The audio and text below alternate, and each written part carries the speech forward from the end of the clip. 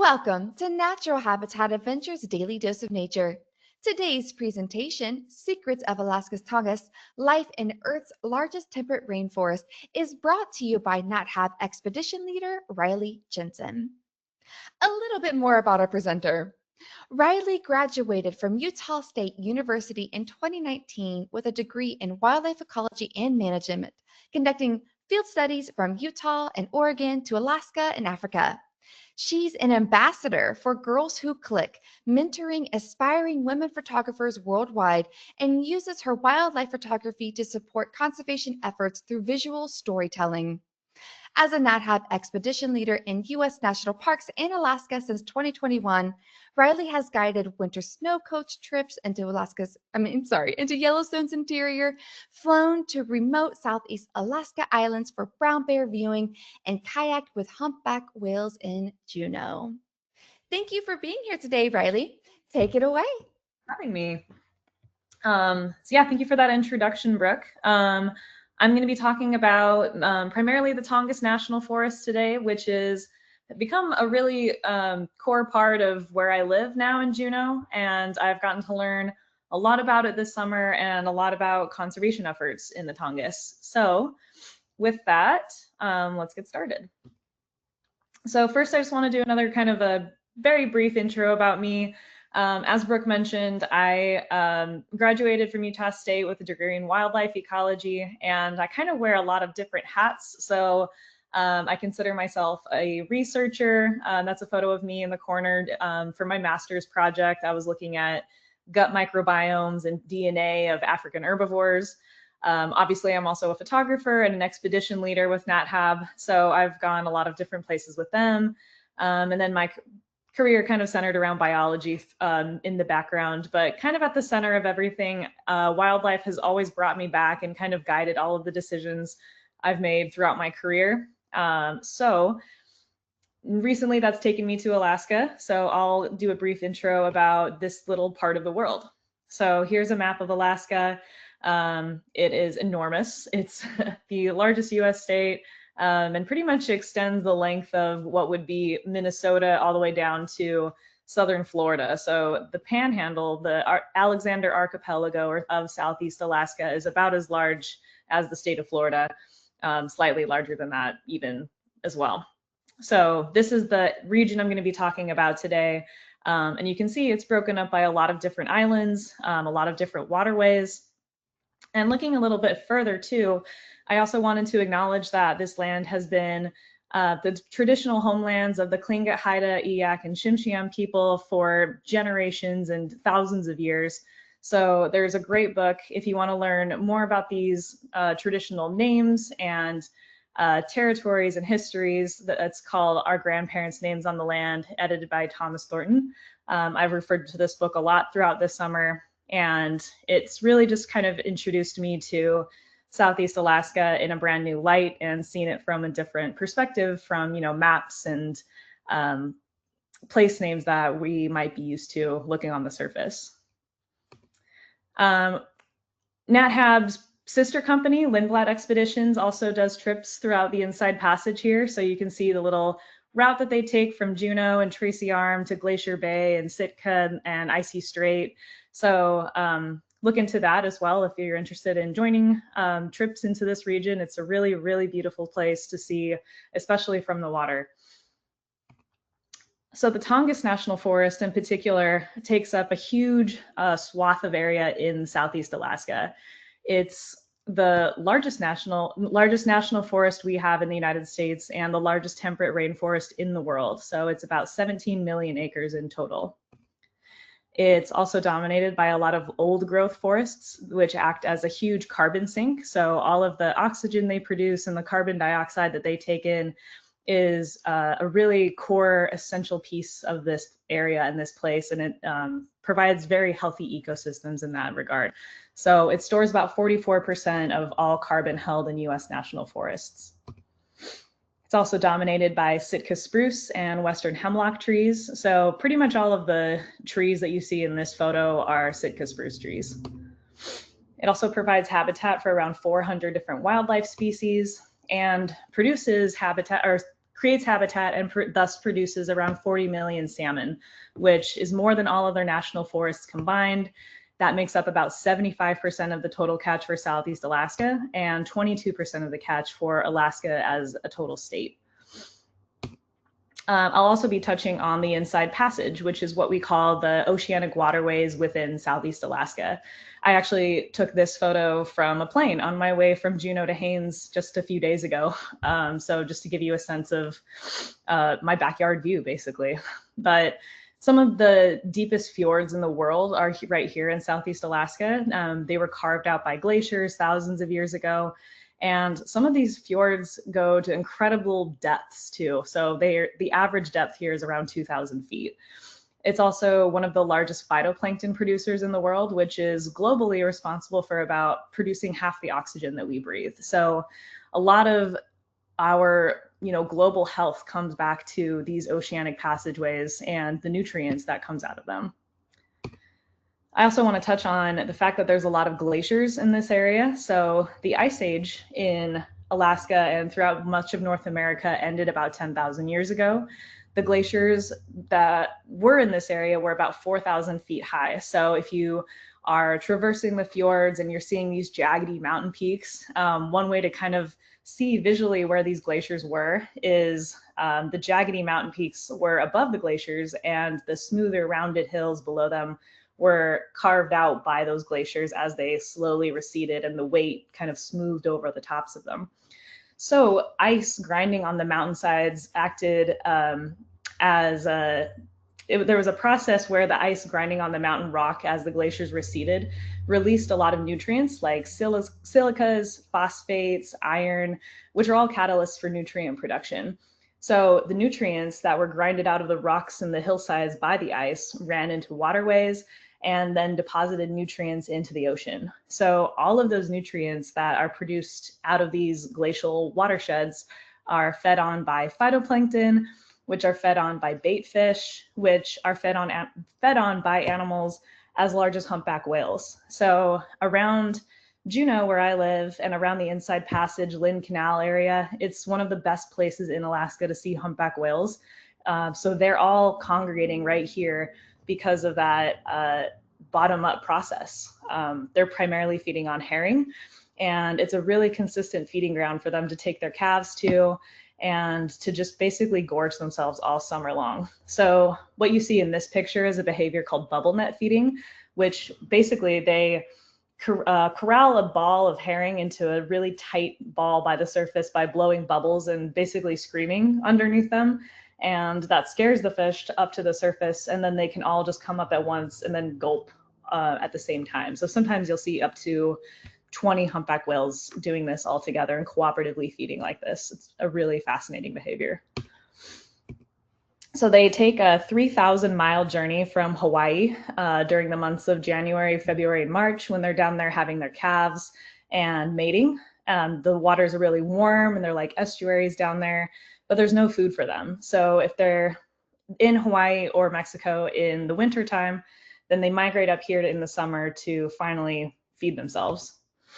You can also identify humpback whales individually by their tail flukes. So just like this picture, you can see some scarring and some barnacles and different notches on the tail flukes individually, which create different shapes. So it's really easy to identify humpback whales once you get a good look at their tail flukes. There's actually an organization up here called Juneau Flukes, which keeps a catalog of all these humpback whales and makes that available to whale watching captains and naturalists and just the general public. So you can also keep track of your favorite whales. So we have some local celebrity whales here, Flame, Sasha, Barnacles. There's some really popular ones that consistently come back to the Juneau area each year, and they're a lot of fun to see. So salmon also feed on the bait fish that are found in the Inside Passage waters, and salmon are really the lifeblood of this region for not only wildlife, but also the Tongass National Forest itself and human communities which have subsisted off of salmon, like I said, for thousands of years. There's 5 different species of salmon that we have here, which you can identify by different characteristics. This is actually one of my favorite artists up here in Southeast Alaska. His name is Ray Troll, and you might have seen some of his shirts around, but he has this handy guide to Pacific salmon names. So you have chum on your thumb, which chum rhymes with thumb. So there's the first one. Sockeye, you poke someone with your pointer finger, so sockeye. King, since it's your largest finger, king salmon. You put silver on your ring finger, so silver salmon, and then pink salmon for your pinky. So that's just kind of a fun little rhyme game that I like to teach people on some of my tours. But basically, salmon go through a 5 to 7 year life cycle where they're born in freshwater streams. They head out into the ocean to mature for a few years where they fatten up and get a lot larger.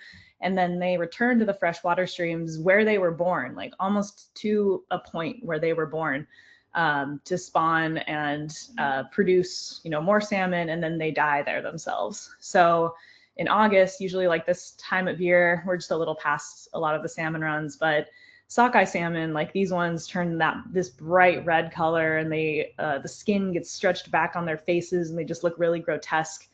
So it's a really fascinating process that salmon go through.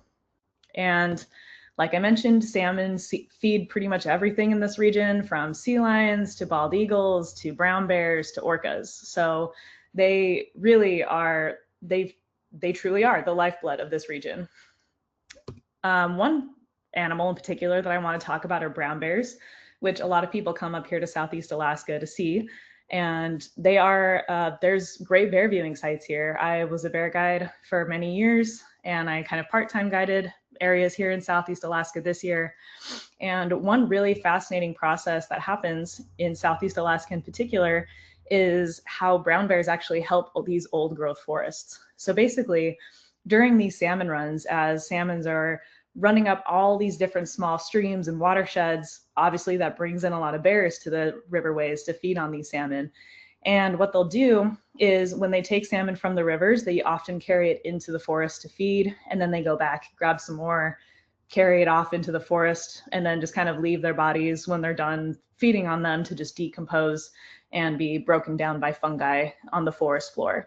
So what happens is when the fungi break down these salmon, all the nutrients that the salmon are holding, the marine nutrients, gets absorbed by tree roots and is taken up by these old growth trees. So salmon are literally feeding these trees here. You can actually find salmon isotopes at the very tops of Sitka spruce trees as they've matured and grown over the years. And the rings on old growth trees are actually a lot thicker in good salmon years. So salmon DNA is literally in the Sitka spruce and the old growth forests here, which I find really fascinating and really beautiful.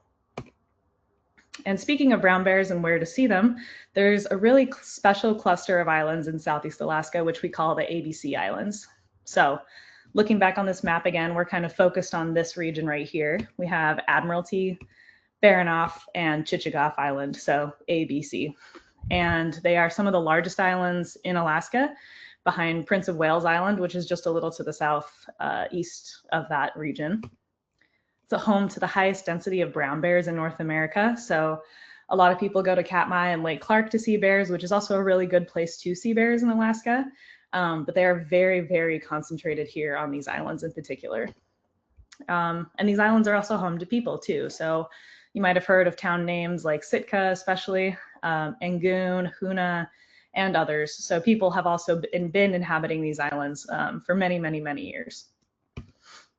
But I'm going to focus on Admiralty Island in particular, which is called Kutsnuwu, which is the Tlingit word for Fortress of the Bear, because they also knew that this was a very special island and a very special place to see bears.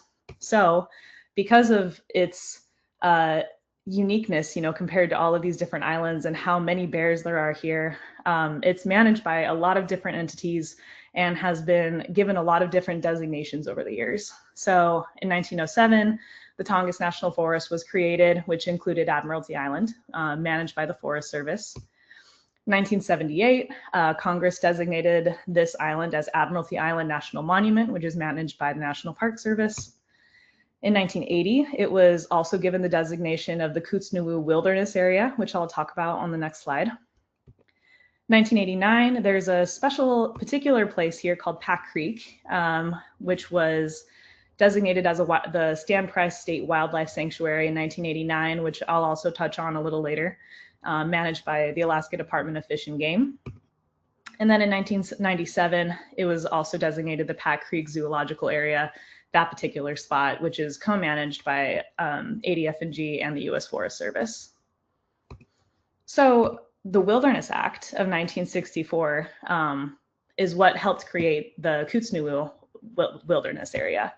So the Wilderness Act establishes these wilderness sites across the United States, which encompass roughly right now about 112 million acres. And it specifically prohibits permanent improvements, quote unquote, human habitation and motor vehicle use in these areas. So they provide a nice, refuge to escape the craziness of modern life. And they just set aside these pieces of land to remain wild, essentially. And taken from the Wilderness Act itself is the quote, "To establish a national wilderness preservation system for the permanent good of the whole people and for other purposes." So those other purposes might include providing habitat for wildlife and other threatened species, filtering and cleaning the air we breathe, protecting watersheds and providing clean drinking water, boosting local economies with tourism and recreation, and just providing mental well-being for people who visit these wilderness areas. So I personally am really glad that the Wilderness Act was established and that there are still wilderness places in the United States. So going back to Kootznoowoo, a couple facts about the brown bears found on this island. Like I mentioned, it's home to the highest density of brown bears in North America. So essentially, there's 1,800 bears on 1,500 square miles, meaning that there's roughly about 1 bear per every square mile on this island. Which means there's also 2 times more brown or grizzly bears than the entire lower 48 population of grizzly bears, which includes Wyoming, Montana, Idaho, and Washington. So just on this one island, there's twice as many bears, which also means there's about 3 bears per every person on the island. So the main village on Admiralty Island is Angoon, and it is dominated mostly by bears over people. There's also no black bears on the island. It's only dominated by brown bears. They very easily outcompete black bears on the island. And it also just could be that black bears just never really made it over because there's a big distance they have to swim between the mainland and Admiralty. But one of the most fascinating things that I find about the brown bears here is that they're genetically distinct from mainland brown bears. So historically, as the Ice Age ended, there was a population of polar bears that inhabited the island. And mainland brown bears over time somehow managed to get to Admiralty, whether that was by swimming or crossing ice bridges and mating with polar bears. So the polar bear genetic signal in these bears currently living there today is strongest in the mitochondrial DNA, which is the maternal DNA. So that means that it was likely male brown bears mating with female polar bears and passing down those genes through the mother. So they're not considered polar bears or polar bear brown bear hybrids anymore. They're full brown bears, but they still have that polar bear genetic signal still in their DNA. So they are actually more closely related to polar bears than mainland brown bears, even in Juneau, which is crazy to think about in my opinion. Another big key player of this area, and particularly Pack Creek, is a man called Stan Price. So basically, he and his wife Edna moved to Alaska in 1929. They did a lot of odd jobs and just kind of wanted to live more remotely and just live off of the land. So in 1959, after fleeing from the IRS, they towed their floating houseboat to Pack Creek and just began building a homestead out there. So they had a garden, they coexisted with a lot of wildlife in the area. And it's said that he just kind of walked around with a big stick to communicate with the brown bears around him. But he, let bears sleep on his porch. He took in some deer and just kind of lived this very, rainforesty wilderness coexistence life with a lot of the bears there. So female bears actually brought their cubs to his property because they recognized that he was a safe spot for them. And it was a good way to escape big male brown bears that were a little bit more shy. It's said that he even helped rescue like a female brown bear who really trusted him after that and brought her own cubs to him as she grew up and had future litters of her own. So he died in 1989, but his legacy kind of lived on there. And the state of Alaska designated it at Pat Creek area as the Stan Price State Wilderness Wildlife Sanctuary. People really kind of caught on over the years about how good of brown bear viewing was out there. And thanks to him, the bears were very viewable. So people were able to go there themselves, witness brown bears up close, and it became a really special area for viewing bears in a really particular way. So even today, when you go there, there's always a ranger presence there. There's only about 24 people allowed per day in Pat Creek. And what you do is you arrive on the island via boat or plane. You hop off, you get an orientation from the rangers, and then you go over to this wildlife viewing platform where you get to view bears just from this one little square spot. So consistency is the biggest factor with viewing bears here. As long as they know that people are going to be in this viewing spit and quiet and low and talking soft, then they're happy to just do bear things around you. So I find it a really like spiritual place to view bears and just see them in their natural environment and doing what they do best.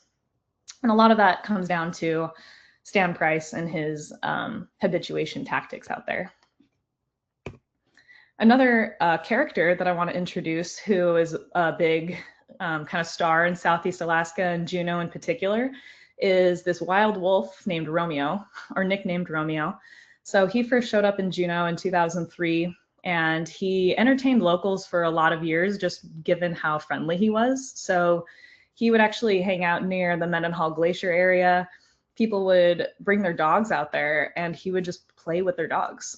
This giant, young wolf, wild wolf, fully on his own accord, just walking up to people.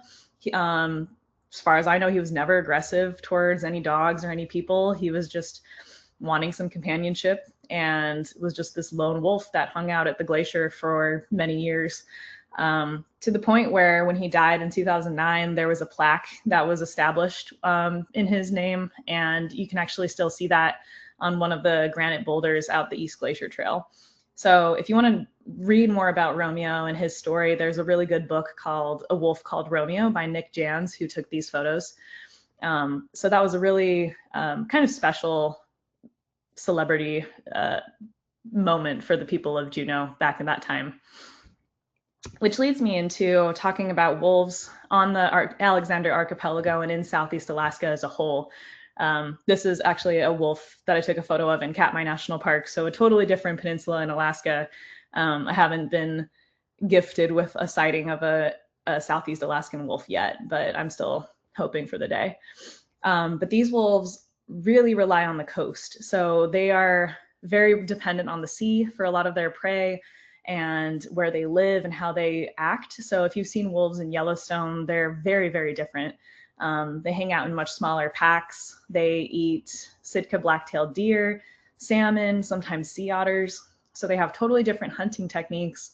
They den under old growth tree roots, and they really use the forest to their advantage in that way. So there's a great documentary series that I watched a few months ago called Island of the Sea Wolves, which I think this was filmed in Canada, but it does talk a lot about like coastal wolf ecology, and has some great footage of just Southeast Alaska and Western Canada wildlife. So I highly recommend checking that out if you want to learn more about this. So some conservation challenges with Alexander Archipelago wolves. They're not officially considered an endangered species, but there's fewer than 1,000 left in Southeast Alaska. And their population is still really, really low locally on different islands. So they're very sensitive to human disturbance, and primarily with their main threats being logging and road construction and hunting and trapping. So logging, especially on Prince of Wales Island, which is the largest island I mentioned earlier, about 296,000 acres have been logged on Prince of Wales Island. And logging as a whole decreases the population of Sitka black-tailed deer because they don't have that primary habitat anymore. which makes it a lot harder for wolves to survive as well. So the state of Alaska estimated that there was around 170 to 202 wolves on Prince of Wales Island in 2019, but continued on with an open season trapping with no limit anyway. And the Division of Wildlife Conservation, after that trapping season was over, estimated that around 90% of the wolves on the island were killed in just that one season. So experts think that they're predicted to become locally extinct within 30 years. So obviously it's kind of a dire situation for the wolves on these islands, this really special small population of wolves. So conservation groups like Defenders of Wildlife have petitioned the U.S. Fish and Wildlife Service calling for an endangered species listing 3 different times. So one in 1993, one in 2011, and then most recently in 2020. Both times they were denied or listed as their listing was not warranted for the 1993 and 2011 petitions. And then after the 2020 petition, they did a survey again of wolves on the island. And I was reading a bit about that in this research paper called Indigenous Knowledge and Species Assessment for the Alexander Archipelago Wolf: Successes, Challenges, and Lessons Learned. So this study was basically looking at how indigenous knowledge on the island acts together in tandem with some more traditional Western science methods that we use to survey wildlife. In particular, there was this quote where they said the agency used a single species assessment, so agency being U.S. Fish and Wildlife Service, used a single species assessment based on species ecology and conservation biology, whereas the indigenous wolf experts applied a multi-species community ecology approach based on socio-cultural context of balance and respect. So there's been multiple studies about how indigenous knowledge and indigenous science co-plays with other scientific studies done by, university researchers or agency researchers with, government or state agencies. And a lot of the times they really do find the same results. There was, they have these tribes that have lived on the islands for years and years, have seen dating back before we even had, a lot of baseline data about these different animals, about how species densities and populations have just changed over time because they have traditional knowledge of their whereabouts and their movement patterns. So it's really important to incorporate a lot of indigenous perspectives when you're doing scientific research in different areas. Again, because they have a lot of knowledge from generations of living in this one area. But the conclusion of this study, unfortunately, they said the partners were challenged by a short regulatory time frame, so about 2 years, that did not allow for a comprehensive study of indigenous knowledge and constrained review and feedback by indigenous experts. The United States Fish and Wildlife Service learned that its assessment framework was not designed to account for an indigenous worldview. So at the end of this study and this survey of wolves on the island, the U.S. Fish and Wildlife Service once again said that an Endangered Species Act listing was not warranted in 2023. So that's currently where we stand with Alexander Archipelago wolves. And so this summer, kind of switching gears a little bit, I wanted to be really involved with conservation efforts in Southeast Alaska, especially since I'm, I guess, relatively new here and I want to learn more about what's going on and just small ways that I can contribute and give back to this amazing place. So I took a fellowship with the Southeast Alaska Conservation Council this summer. I helped out with their communications and outreach.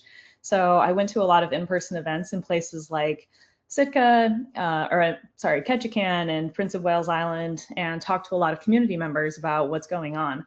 SEAC itself, SEAC is the nickname. We do a lot of conservation work and campaigns dedicated to clean waters and protecting the Tongass National Forest in Southeast Alaska. And that can look like, many different things. But one of our biggest focuses right now is keeping the Roadless Rule intact. So what is the Roadless Rule, you might ask?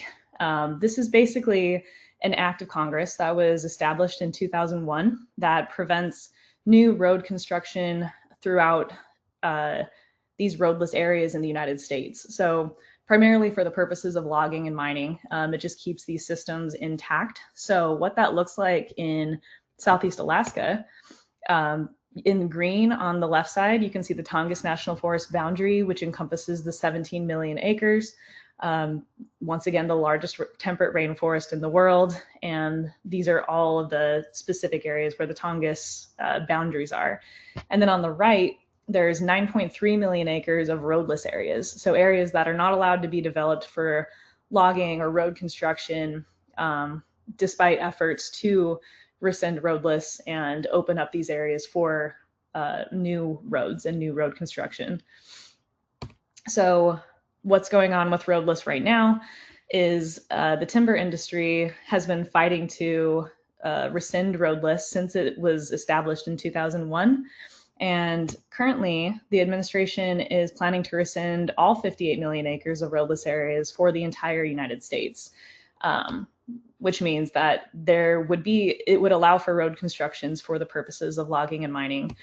And when this old growth is paved away, it's gone forever, along with all the benefits that these trees provide. So it's not like we can just put back trees that have been growing here for 80, 90, 100 years and just have everything back to normal. Reseeding trees is not a quick process. It's a very long process, and you have to go through all these different stages of succession before the trees can reach maturity and provide all of those essential ecosystem services that they currently do.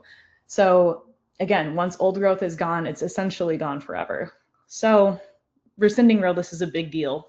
And luckily, there is still a public comment process for this. So there was a notice of intent published that opens up a comment period for just 21 days for people to submit their comments and say that they want to keep roadless intact and they want to see all of these benefits from old growth still active in these areas throughout the United States, not just limited to the Tongass, but across the country. So Montana and the West, it applies to the entire country. If you would like to submit a comment, I have attached a QR code for SEAC's website where they have some more information on there, some specifics about roadless, and you could just fill out your information and submit a comment yourself. I also highly recommend keeping up to date with these organizations that are keeping an eye on roadless. So Outdoor Alliance, Salmon State, Trout Unlimited, Alaska Conservation Foundation, Alaska Wilderness League, Sierra Club, of course, Southeast Alaska Conservation Council, among others. So, and there's, plenty of organizations and plenty of people across the board that also want to see roadless still here in Southeast Alaska and throughout the United States. This is not just a, conservation organizations only, hunters, fishermen, people who go outside and enjoy these forests still want to see roadless here and still want to see it intact. So that's all I have for you today. Thanks for sitting through this and listening to what I have to say. Oh, wow, Rylee, that was so good. I didn't know anything about this area, and wow, I wish I could visit you and you could just take us out, especially the Crack Creek area. That was wonderful. Thank you for sharing your knowledge. All right, everyone, we do have some time for Q&A here. So in your control panel, you can submit any questions that you have for Rylee, and we'll see which ones that we can go through, and we will go from there. All righty, let's see here, Rylee. So we do have a lot of questions asking about visiting this area as a tourist. Does NatHab travel to this area specifically? And if not, how does someone go about visiting the Tongass? I would say so. NatHab specifically doesn't have any trips catered to this region in particular. They go to the Great Bear Rainforest, which is very similar. That's why I brought up the Lindblad slide. They have a specific trip that's more specific to this region. But honestly, after having been here for 2 seasons now, it's really easy to just book a flight to Juneau, and then you have a lot of access to the Tongass just from here. Juneau, Sitka, Gustavus, Hoona, there's Glacier Bay, which you can do a boat trip through and see the national park. So just in my backyard, there's tons of different hiking trails here. There's our town glacier, which is the Mendenhall Glacier, which you can get to by car and just hop on a bus from the airport or downtown, and it'll just take you right to the glacier. So there's a lot of different tours you can do. There's hiking tours that companies can take you out on. And so it's really, really accessible just once you get up here and get to one of these towns. I'd say like that's why I chose Juneau to come live at. It's just I have the Tongass right in my backyard. So it's very accessible and very easy to get here. Well, that's very reassuring we have lots of people that are like, "Ooh, how do I get here?" I don't blame you all. I would love to come visit Rylee in Juneau as well. We do have a couple requests to please put back up that QR code. Do you mind going back to that slide for everybody while we keep going through questions?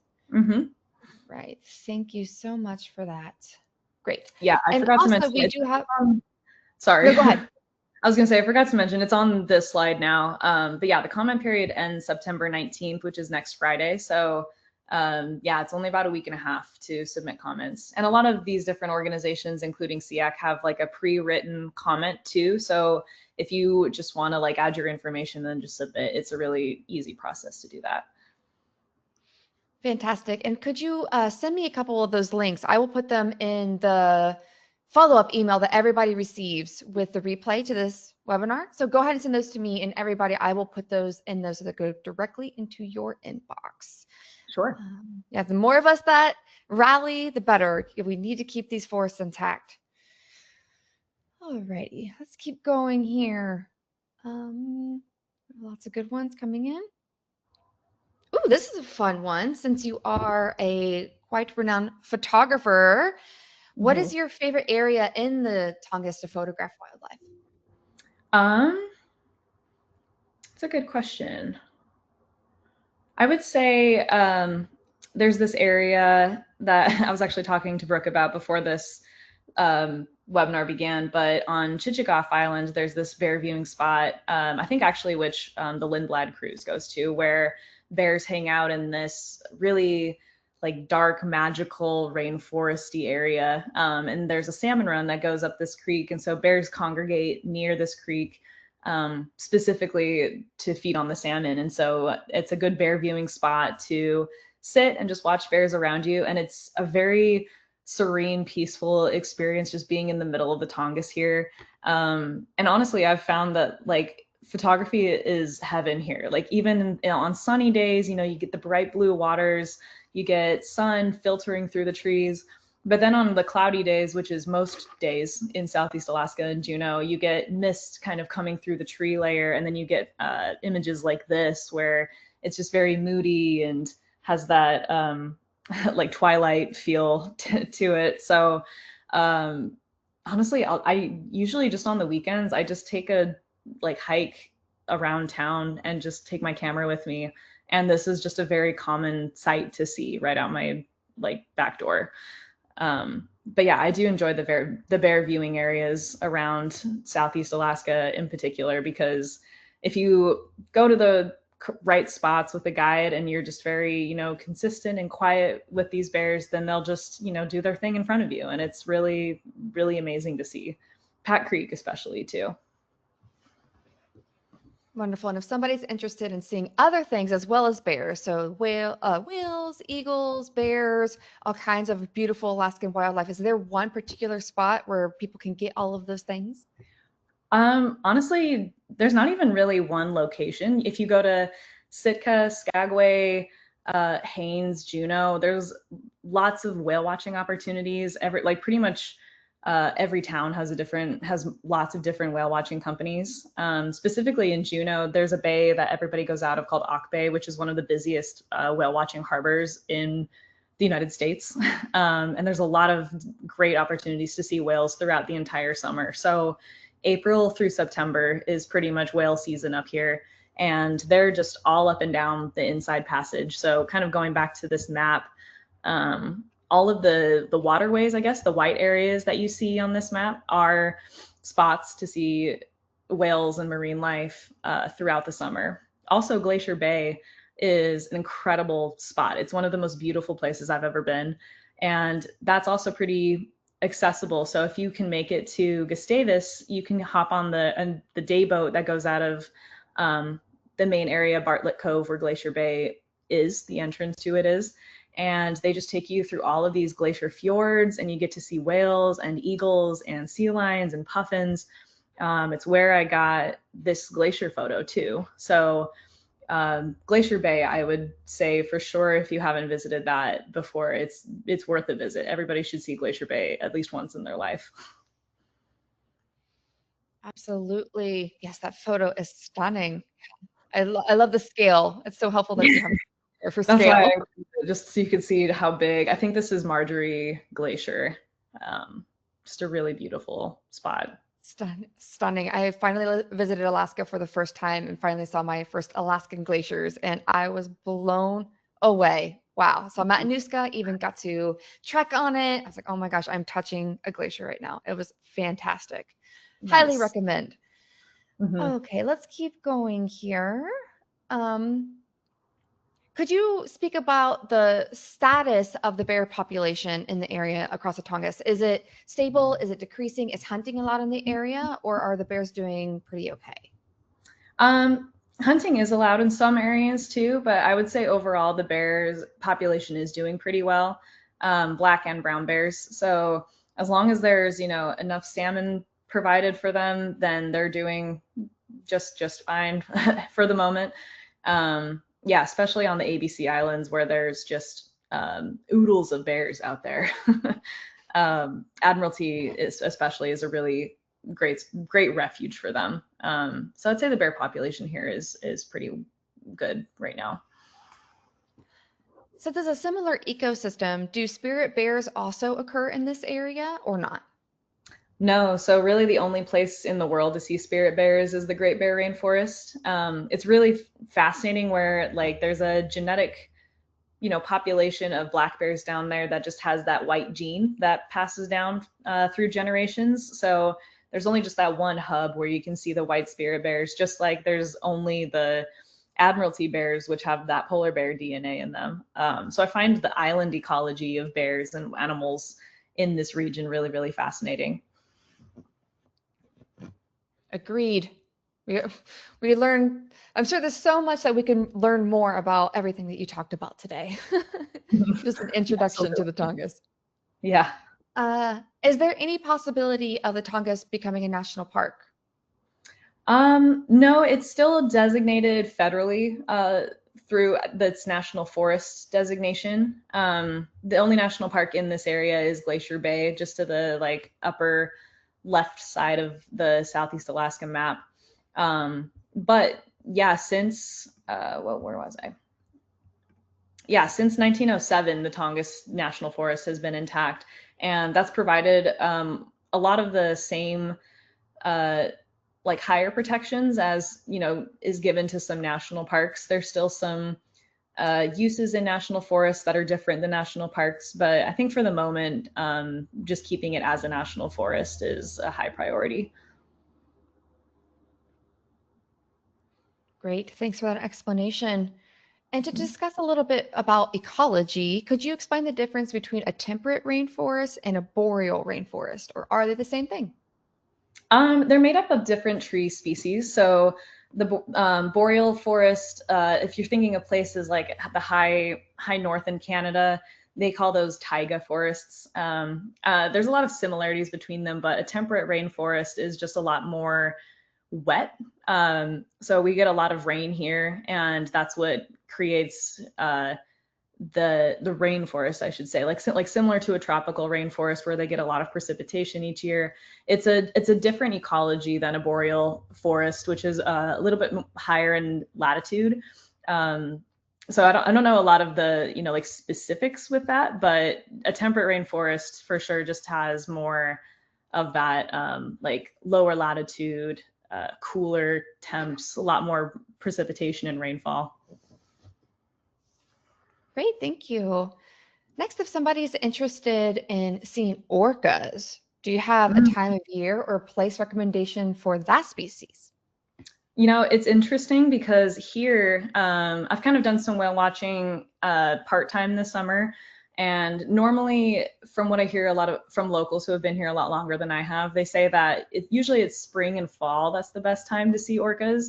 but this year they've seen them on almost every tour. So it's been a really, really good Wow. orca year. And I think that might just be changes in like the timing of herring or salmon. I'm not 100% sure why the orcas are here so consistently this summer, but pretty much anywhere you go in the Inside Passage is really good for orcas too. So another area I forgot to mention is Tracy Arm. So if you just outside of Juneau, just to like the southeast of Juneau, is this area called Ford's Terror or Tracy Arm, and you can do day tours out there too. And oftentimes a lot of people see orcas from the water on those tours.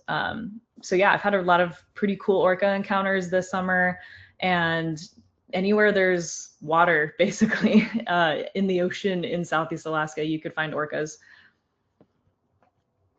Great, thank you.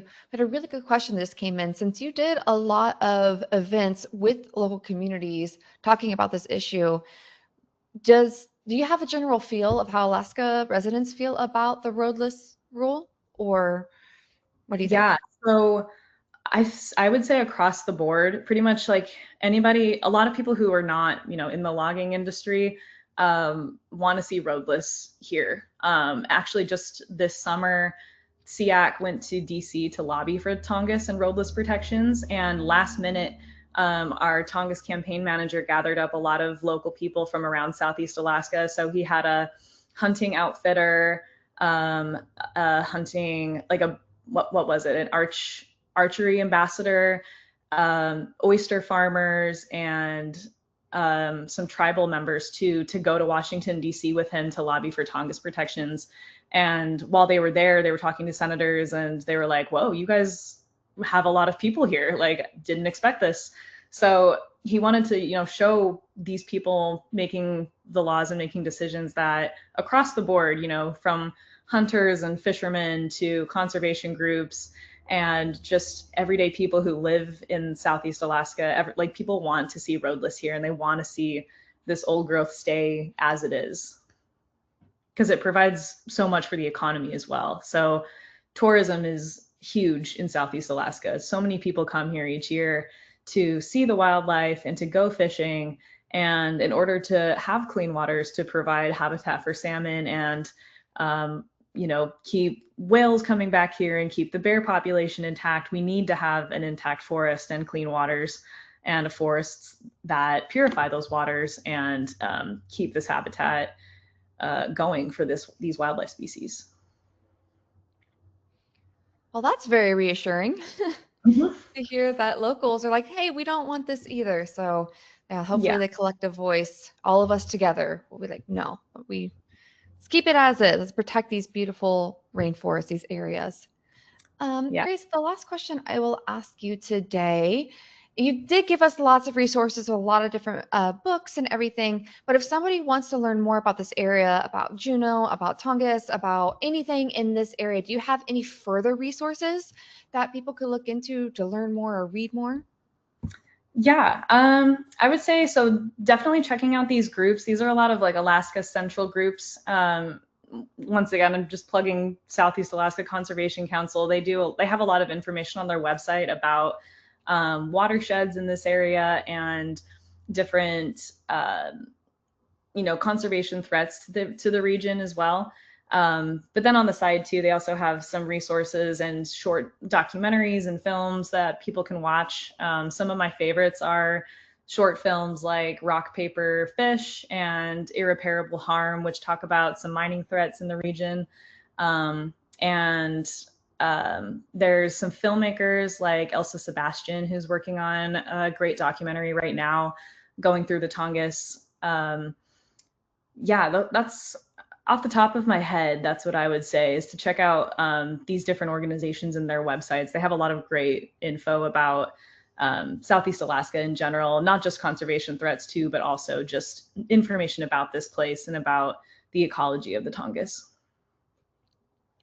Great. Thank you so much for those resources for anybody who would love to learn more about this phenomenal area that is a part of our country. Well, Rylee, that'll be the last question that I asked today. So I'll turn it to you for any last closing comments. Honestly, I think I covered a lot of it. I will say, like, roadless, going back to roadless and just talking about that again, it's been attempted to be rescinded before. So during the last Trump administration, they attempted to rescind Roadless and opened up public comments, and 97% of comments that were sent in about Roadless were in favor of keeping it intact, if that kind of says anything about the support that Roadless has. So yeah, if you care about this area, if you want to visit this area, this is a huge part of keeping it beautiful and keeping it as it is and keeping it wild. So yeah, I really thank everybody for joining into this talk and listening to me talk about this place that I love a lot and that I want to see protected for generations to come.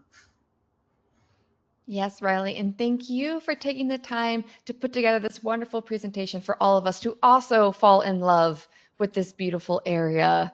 And I would like to thank everybody who tuned in. If you're interested in information on how you can travel with NatHab, give us a call at 800-543-8917 or send us an email at info@nathab.com. Our adventure specialists are more than happy to help you out. Join us tomorrow for our next Daily Dose of Nature. You can check out this week's lineup, including registration links, on our website at nathab.com/webinars. We did record today's presentation, and the replay will be available on our website soon. With that, I will conclude the webinar. Goodbye, everybody.